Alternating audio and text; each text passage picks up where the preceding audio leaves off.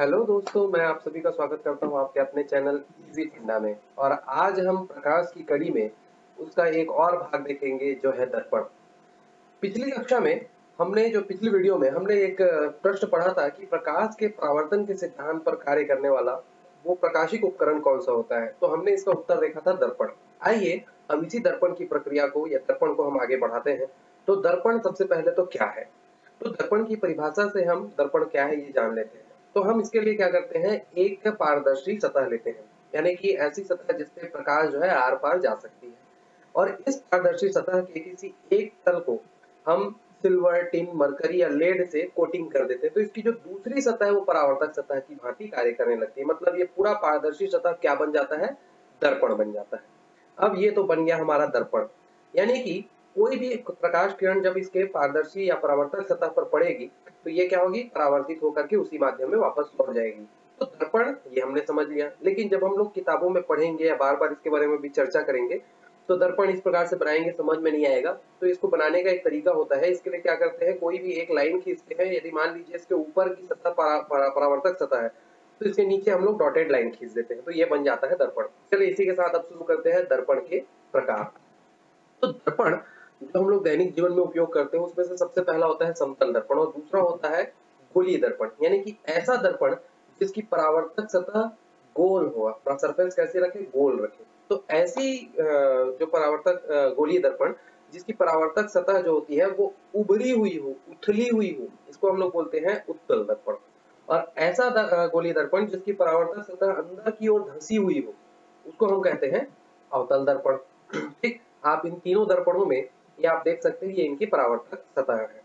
चलिए अब आगे बढ़ते हैं, दर्पण में प्रतिबिंब का निर्माण कैसे होता है। तो पहले तो हम ये समझते हैं कि किसी भी वस्तु को हम देखते कैसे हैं। तो कोई भी वस्तु है ना, उसको देखने के लिए क्या करते हैं कि उस वस्तु से आने वाली जो आपतित किरणें हैं वो किरणें सीधे जब हमारी आंखों में पड़ती है तो वो चीजें हमें दिखाई देती है। लेकिन अब बात उठ रही है समतल दर्पण में प्रतिबिंब निर्माण की, यानी कि किसी भी वस्तु को जब हमको देखना है तो हम किसके माध्यम से देखेंगे, दर्पण के माध्यम से देखेंगे। तो वो कैसे दिखाई देगा, वस्तु से आने वाली आपतित किरणें जब दर्पण से परावर्तित होकर के हमारी आंखों में पड़ेगी तब हमको दिखाई देगा। और कहाँ दिखाई देगा, दर्पण के ठीक पीछे। अब दर्पण के पीछे प्रतिबिंब हमें दिखाई दे रहा है। इस प्रतिबिंब के कुछ गुण होते हैं जिनसे प्रतियोगिता परीक्षा में हमें प्रश्न पूछे जाते हैं। इन्हीं गुणों को ही हमको ध्यान से सुनना है। चलिए देखते हैं, और पूरा गुण देखने के बाद मैं आपको इससे पूछे जाने वाले एक बेहतरीन प्रश्न को भी दिखा दूंगा। तो चलिए शुरू करते हैं। दर्पण के प्रतिबिंब से के जो गुण है उसको जानने के लिए सबसे पहले तो हमें एक देख लेना है, वस्तु ये हमारा रहा और ये रहा हमारा प्रतिबिंब और एक दर्पण। चलिए शुरू करते हैं। सबसे पहला गुण समतल दर्पण में बने हुए प्रतिबिंब का ये होता है कि प्रतिबिंब जो है वो दर्पण के पीछे बनता है। ठीक, जैसा कि हमने रेखा चित्र में देख ही लिया है। दूसरा गुण कुछ इस प्रकार से है कि जो प्रतिबिंब बना है उसकी दूरी, यानी कि दर्पण से वस्तु की दूरी और प्रतिबिंब की दूरी दोनों ही एक समान होती है। तीसरा गुण कि जो प्रतिबिंब बना है वो दर्पण के पीछे बना है, इसीलिए वो कैसा होता है, काल्पनिक है, आभासी होता है। ठीक है, यानी कि हमारा जो प्रतिबिंब है वो आभासी रहेगा। कैसे, जैसे आप देखिए यहाँ पर ये बच्चा दर्पण में खुद को देख के बड़ा एंजॉय कर रहा है, लेकिन इसको लगता है दर्पण के पीछे कोई है और जैसे ही ये झांक के देखता है उसे कुछ दिखाई नहीं देता है। मतलब जो भी हम देखते हैं दर्पण के पीछे वो सब का सब कैसा है, काल्पनिक या आभासी है। इसी प्रकार से दर्पण के समतल दर्पण में बने हुए प्रतिबिंब का अगला गुण जो है, जो वस्तु और प्रतिबिंब दोनों का ही आकार जो होता है वो एक समान होता है, यानी कि आकार वस्तु के बराबर ही होता है प्रतिबिंब का। ठीक, यानी जितना बड़ा वस्तु रहेगा प्रतिबिंब भी उतना ही बड़ा रहेगा।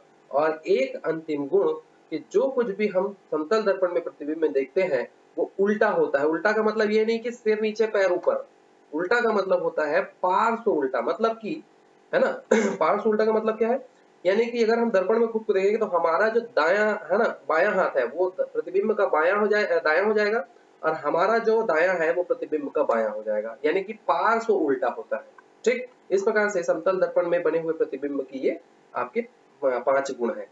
अब इनसे संबंधित जो क्वेश्चन आजकल पूछे जा रहे हैं वो कॉम्प्लिकेटेड फॉर्म में इसलिए पूछ रहे हैं क्योंकि सारे गुणों को बता दिया जाता है। पहले क्या होता था कि सभी गुणों में से कोई एक ऑप्शन सेलेक्ट करना होता था जो या तो कोई सही है या गलत है, लेकिन यहाँ पर क्या आ रहा है बात कि चारों सभी को दे दिया जाएगा और कौन सही है कौन गलत है ये पूछा जाता है। यानी कि देखिए यहाँ पर एक प्रश्न आपके सामने है कि निम्न में से कौन समतल दर्पण पर बने प्रतिबिंब का गुण नहीं है, ऐसा पूछा जा रहा है। तो आप लोग सारे गुण अभी पढ़ चुके हैं, देखिए, और उसके बाद ये रहे आपके ऑप्शन। आप लोग कमेंट में इसका उत्तर बताइएगा। तब तक हम आगे बढ़ते हैं और समतल दर्पण के प्रतिबिंब से संबंधित कुछ तथ्यों को देखते हैं। तो चलिए तथ्यों से संबंधित कुछ फैक्ट यहाँ पर रखते हैं आपके सामने। पहला तथ्य ये है कि यदि हम समतल दर्पण के सामने चलते हैं, है ना, तो हमारा प्रतिबिंब भी चलेगा। तो जो प्रतिबिंब है वो ऐसा लगता है जैसे वो हमारे प्रतिबिंब मतलब हमारी चाल से, वो दुगने चाल से हमारी ओर आ रहा है। यानी कि जो प्रतिबिंब की चाल है हमारी चाल से कैसे रहेगी, दुगनी रहेगी, याद रखिएगा, है ना। और याद रखिएगा कि ये चाल सिर्फ प्रतीत होगा, ऐसा नहीं होगा। यही कारण है कि जब हम लोग गाड़ियां चलाते रहते हैं और रियर व्यू इमेज मिरर पे जब हम लोग देखते हैं पीछे की ओर से कोई गाड़ी आ रही है, तो वो हमको जरूरत से ज्यादा स्पीड में दिखाई देती है, जिससे हम पहले से ही सतर्क हो जाते हैं, जबकि उस गाड़ी की स्पीड उतनी नहीं होती है। ठीक, तो ये इसका एक खासियत है। अगला हम देखते हैं कि यदि हमको समतल दर्पण में खुद का प्रतिबिंब देखना है तो हमें कितनी ऊंचाई का दर्पण चाहिए होता है।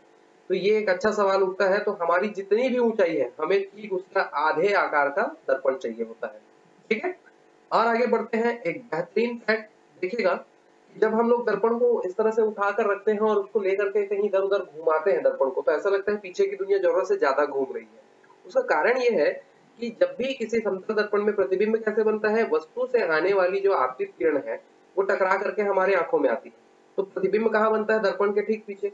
अब हम आपतित किरण यानी कि आप देख रहे हैं वस्तु से आने वाली जो किरण है, इसको स्थिर रख लेते हैं और इसको स्थिर रखने के बाद हमारा जो दर्पण है उसको घुमा लेते हैं, कोई भी एंगल से घुमा लेंगे तो हमारा प्रतिबिंब उससे ठीक दुगना घूम जाता है।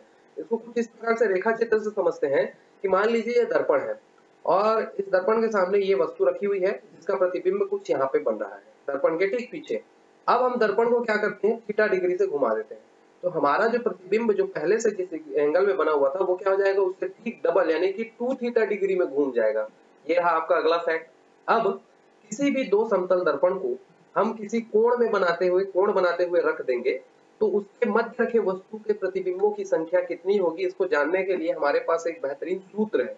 ठीक, मान लीजिए ये दो दर्पण है, ये दोनों के बीच में कोई एंगल बन रहा होगा, इसके सामने कोई वस्तु रख दिया जाए तो इसके कितने प्रतिबिंब बनेंगे, इसको जानने के लिए हमारे पास एक सूत्र है कि बनने वाले प्रतिबिंबों की संख्या बराबर 360 बटे थीटा माइनस 1। यहाँ पे जो थीटा है वो है दर्पणों के बीच का कोण। अब इसको हम लोग डिराइव नहीं करेंगे क्योंकि हमको कॉम्पिटेटिव एग्जाम में डेरिवेशन पूछेगा नहीं, हमको सीधा इस फॉर्मूले में क्या करना है, अपना एंगल पुट करना है और हमको रिजल्ट निकाल लेना है। जैसे कि एग्जांपल के तौर पे देखते हैं, मान लीजिए कि ए रहा एक समतल दर्पण और इसके ठीक 90 अंश के कोण में यानी समकोण पर दूसरा दर्पण रखा हुआ है।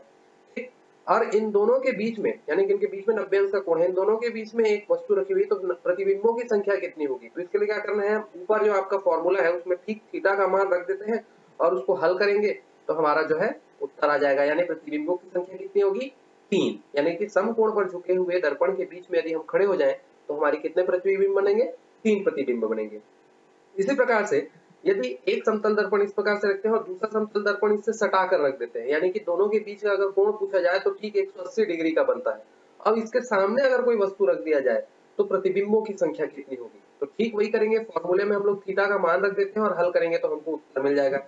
दोनों ही दर्पण तो सटे हुए रखे, मतलब एक ही दर्पण का काम कर रहे हैं, तो हमारा प्रतिबिंब कितना बनेगा, एक ही बनेगा। इसी प्रकार से एक समतल दर्पण को ठीक हम दूसरे समतल दर्पण के सामने रख देते हैं, यानी कि इनके बीच में कोई कोण ही नहीं बन रहा है। अब इसके बीच में वस्तु रखी हुई है तो प्रतिबिंबों की संख्या कितनी होगी, तो फॉर्मूला में अगर हम लोग रख देंगे 0 तो देखते हैं कि 0 से किसी भी संख्या को भाग दोगे तो कितना आता है, अनंत। और अनंत में एक घटा भी दिया जाए तो कोई फर्क नहीं पड़ेगा। मतलब कि अगर दो समतल दर्पण को एक दूसरे के आमने सामने रखा जाए और उसके बीच में हम खड़े होकर खुद को देखें तो हमें अपनी अनगिनत तस्वीरें, अपने अनगिनत प्रतिबिंब दिखाई देंगे। इस प्रकार से समतल दर्पण के तथ्य भी लगभग खत्म हो गए हैं। अब समतल दर्पण का उपयोग, सबसे पहला उपयोग तो हम खुद को देखने के लिए करते हैं, भाई आईने में देखने के लिए करते हैं। दूसरा उसका उपयोग करते हैं, खिलौना एक बनता है जिसको हम लोग बोलते हैं बहुरूपदर्शी या कैलेडोस्कोप।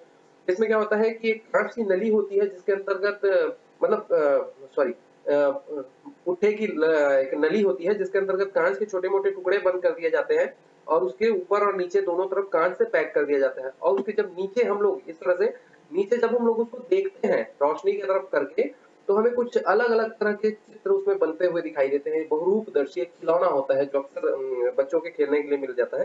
दूसरा हम लोग पेरिस्कोप के रूप में इसका उपयोग कर सकते हैं। आप लोग पनडुब्बियों के ऊपर कुछ इस तरह की नली हुई देखते होंगे। इसमें क्या होता है, ये एक इस तरह की नली होती है, जिसके अंतर्गत 2 समतल दर्पणों को ठीक 45 अंश के कोण पर एक-दूसरे के सामने रखा जाता है। ऐसे में कोई भी वस्तु जो इसके सामने है, उसको अगर हमको देखना है, तो वस्तु से आने वाली आपतित किरण जो दर्पणों से टकराकर सीधा हमारी आँखों तक आती है।